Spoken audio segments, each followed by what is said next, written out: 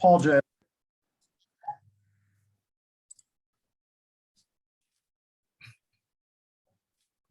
Hey, Tim, how's it going? Hey, Ron. So, you guys are obviously facing a pretty darn good defense this weekend in San Diego State. What stands out about them on film? Boy, they're good. I mean, I know we've gone against some really good units this year. I think their front is the best defensive front we've seen all season. 99, 66, 2. I think they're all tremendous players. Their linebackers play with great effort. Their secondary is really long. You know, they're top 10 in defense in the country. I think they're number 3 in the country against the run. I think they're top 10 in third down conversions. I mean, this will be a tremendous challenge for us. And as you look at the last 4 games, I mean, your rushing totals are through the roof compared to the first 7 games of the season. I know you guys got Helani healthy, but I mean, is there something more going on there? Has there kind of been a tipping point to this season, in your opinion?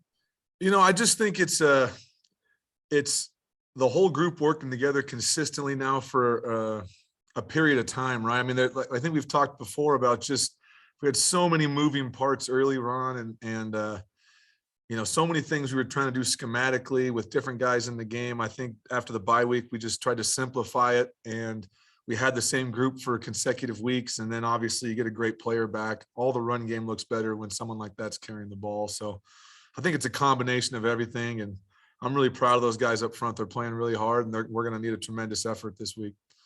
Thanks, Coach. Thanks, Ron. Hey, Coach. Hey, John. The tempo, you've talked about it throughout the year.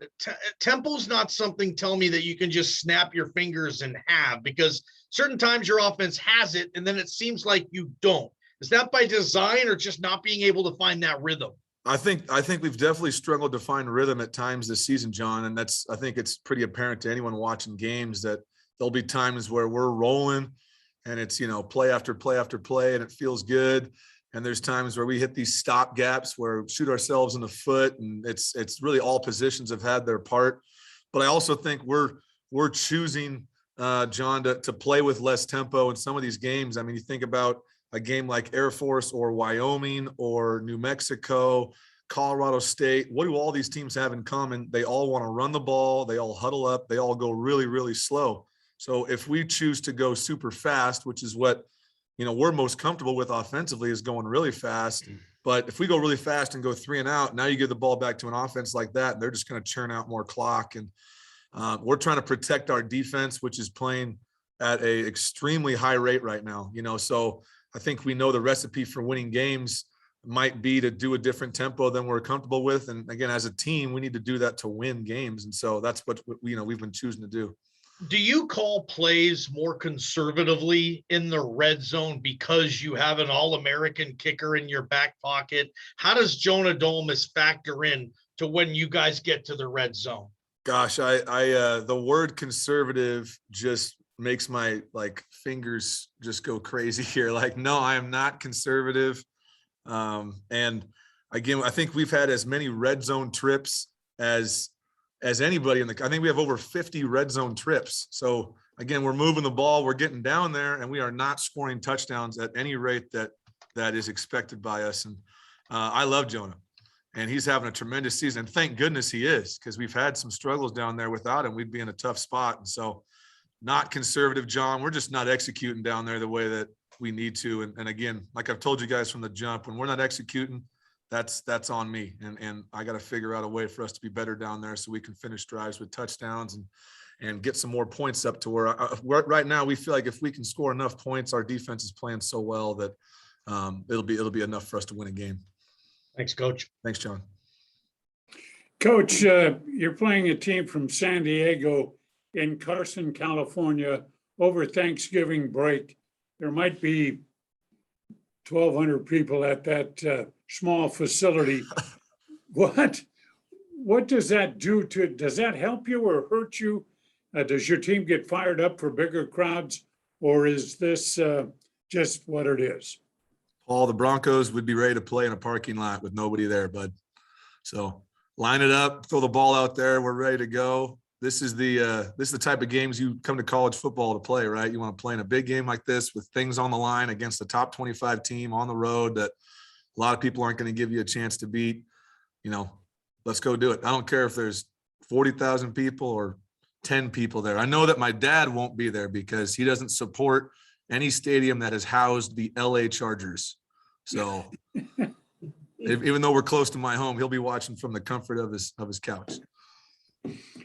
All right, what do you think the key is against this 3-3-5? You've had a game kind of to get used to it a little bit.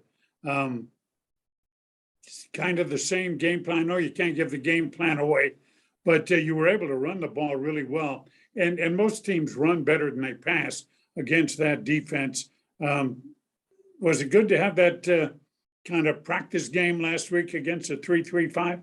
It's not enjoyable to go against Rocky Long at any point in any season. But I would say that, yeah, there's similarities there, obviously structure wise. And I think early on we could tell like they weren't probably going to score any points.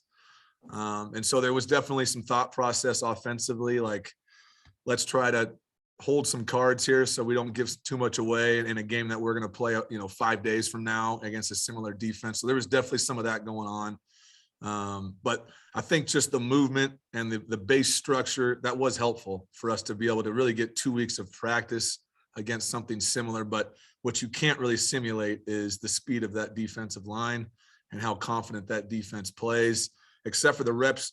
To be honest, sometimes it's better if we just get reps going against our defense, even if they might play a different structure, because our defense is playing so well. You're probably going to see the two best defenses in the conference, if not two of the best around right now this weekend. So probably the best thing for us is just go against our own defense. Thanks, Coach. Yep. Go Bob, BJ, and Jay. Coach, when you look at San Diego State's defense, what do you think is their best aspect? What do they do better than anybody else? I just think it's their the pressure they can apply on the quarterback, and then the negative plays they can create in the run game. It just starts with their front, Bob. I mean, these guys are tremendous players up front. And we're going to have our work cut out for us, and we got to avoid getting sacks. We got to avoid getting negative plays. The difference probably between last week is, Rocky's going to create those plays by blitzing you. These guys can just line up 3 or 4 guys and they don't need to blitz. They can get home with those dudes every play. So we just got to figure out a good plan to avoid the negative plays and stay consistent on offense. And like we were talking about earlier, finish drives with touchdowns instead of field goals. Has anything, as you look at the film over the course of 11 games, has anything given them trouble or any team given them more trouble than others? Man, there's been a lot of teams that have not done well against these guys. Even last week, I mean, I know that everybody wants us to do better offensively, and trust me, I want to score more points too. But shoot, I mean, Texas A&M only scored, I think, 34 points against New Mexico. I mean, you're talking about a really good defensive coach, really good defensive front, similar with San Diego. I mean, Nevada, I think they only scored 21. I think Fresno got to 30. I think Fresno did some good things against them, but it's tough sledding, man. You better bring your hard hat. They're gonna come out swinging on defense. Thanks. Thanks, Bob. Hey, BJ. What if Jake can't go at center? Is Dante next up there? I don't know what Will's status is, or what's kind of the old line plan if Jake's out this week.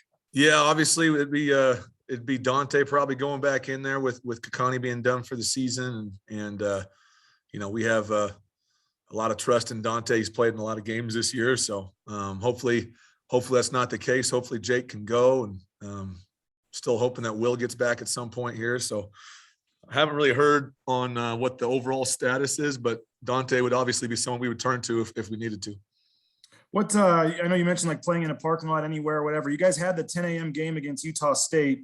This one's obviously an hour earlier local time, 9 a.m. How do you guys think that went, and how do you change anything up, or how do you think that helps you guys being a morning operation, having a pregame meal at 5:30 in the morning or whatever it is this week?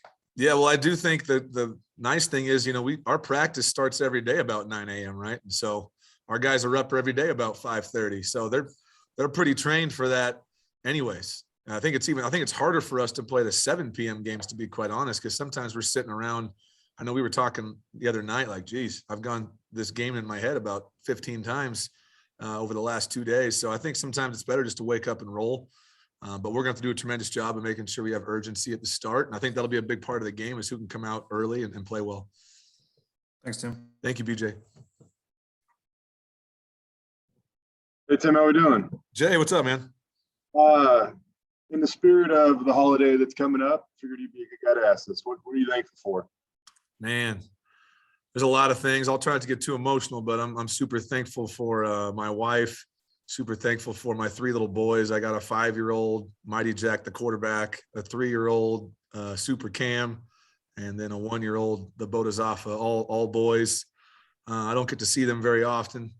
And I love those guys, love my wife, very thankful for her and the work she does so that I can come in here and talk to you guys about how many points more I need to score every week. So thankful for them, thankful for my family, really thankful to be here, grateful for this opportunity. And trust me, I know that the standards are really high and we haven't met them offensively for a lot of people. And we're working diligently and really hard to get that done. But I'm still thankful for you guys and thankful for this opportunity. Going on the opposite end of the spectrum now, talking about that defense you're going against this week. Mm-hmm. When we talk about perception of points scored, when you get 13, 14 possessions in a game, 40 points might be a reality. But when you play teams where you only have 10, if you score 27, that's a big number all of a sudden. How much do you guys have to value possessions against the San Diego State defense? And also, how important will it be to stay ahead of the chains against a team that is lights out on 3rd down? Yeah, I mean, you said it. The possession thing is a reality. And if you look at our games starting at Air Force until after the bye, pretty much every team has taken the same approach with us, which is we're just going to sit on the ball. So I think we're averaging 9 possessions a game.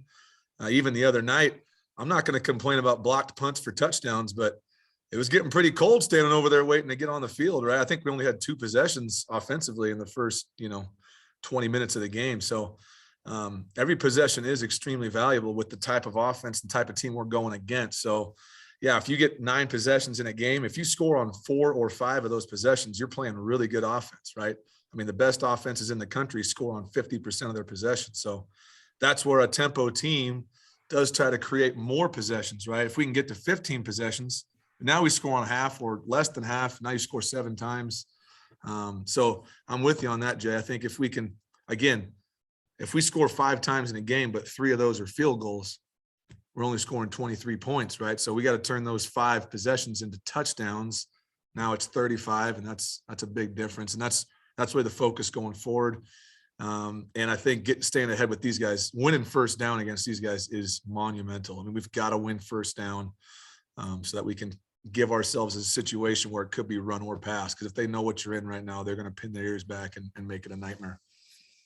Thank you, Tim. Thanks, Jay. All right, guys, we're out of time with Tim. Appreciate it. Thanks, Tim. Hey, sorry, guys. Appreciate you. Have a good one.